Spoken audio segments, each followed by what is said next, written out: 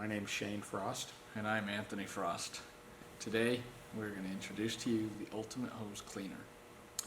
This is a tool that I invented 25 years ago to clean the inside of vacuum hoses.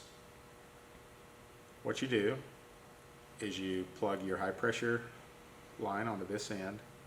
We like it at about 900 psi.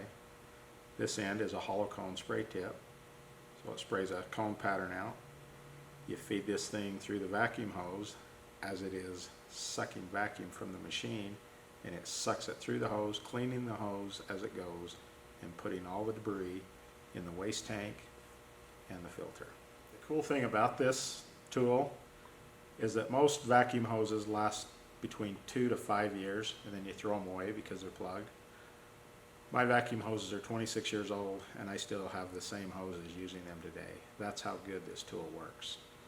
It's going to save you about $1,000 every 3 to 5 years, not having to buy new hoses.